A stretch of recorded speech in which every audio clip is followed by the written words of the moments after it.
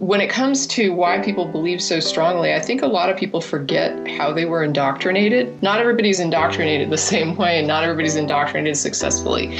But I remember how I was indoctrinated, and it took me years of being out of it to finally sort of wrap my brain around, oh, you know what? Now I really remember what happened to me, because I had a rosy-colored view of it as a Christian. They would take me when I was little, you know, like when you're a baby, you're going to church and you're in like the little daycare at the church. So you're going to church, 3 times a week before you're even old enough to walk or talk.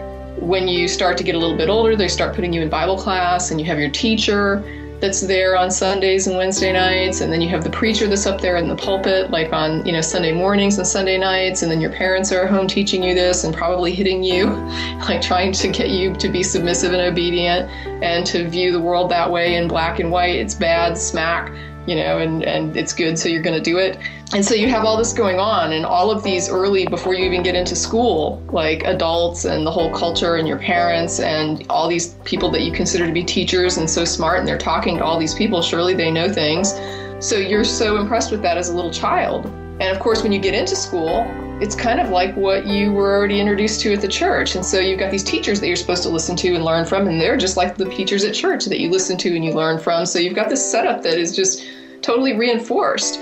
And of course, when you start to hit an age where you start thinking about these things that you're being told, and you start realizing, hey, they want me to walk down the aisle and go and get baptized, and now I have to really kind of think about this, and it's not just believe it anymore. I'm starting to get to be an adolescent, I'm starting to get to be a teen, and I'm starting to consider these ideas in a less childlike way. But at that point, you don't have any world experience.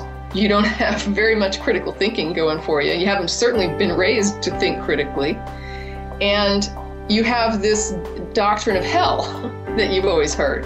And there's all these horrible songs about what's going to happen to you if you don't believe in Jesus, and, all the good stuff that's going to happen if you do. And you're telling these children, if you don't get baptized, if you don't believe in Jesus, you're going to never be with your parents again. You'll never see them again. They're going to go to heaven. You're going to go to hell. It's a bad place, and you're going to make God unhappy, and Jesus died for you, and you're so ungrateful, and you're just, sinful, horrible thing. You don't know how to think or make decisions. You're immoral. You can't trust yourself, can't trust your own judgment. This is what you've been told. Everything that a child should never be told. Children should be taught to learn how to think and to progressively learn to trust themselves and to trust their judgment. And when you're indoctrinated, you're just progressively torn down to never trust yourself and to think that you can't think and you can't question, and that you're just not smart enough and you're not even good enough. And so these children, like me, you end up just praying and praying desperately because you want so badly to be able to believe, because not believing results in one of two things. Either you're going to end up in hell, or you're going to live your whole life afraid that you're going to end up in hell. And it's like that It Gets Better campaign for the gay kids in school.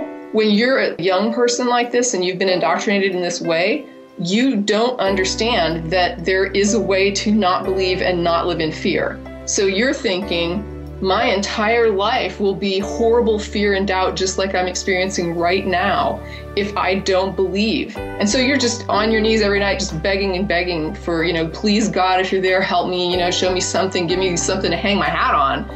And the cool thing about the prayer test is that there's no success metric, right? It's whatever you consider to be a successful outcome is the positive, successful outcome of the prayer test. So you get your little sign that is whatever the hell is meaningful to you in your subjective head, and there it is. God showed you he's there.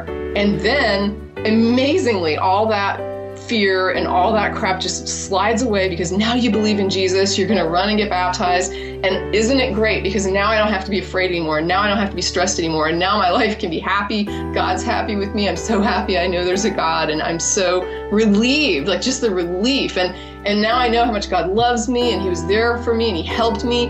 Every single thing that happens, it's God. God did this for me. God made sure to, not let me get this because it wasn't right for me. And then I went and got this other thing, and it was so much better. And so your whole life is then filtered through this cosmology of God behind everything.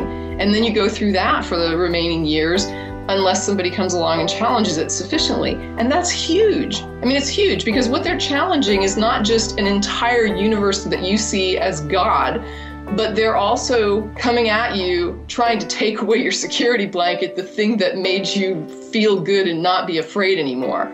And that, to me, is the thing. People call it like the fear of hell, but I think it's more of a fear of going back to being uncertain and afraid. And when you haven't been in a place where you don't believe and you're not afraid, you don't even know that that place exists.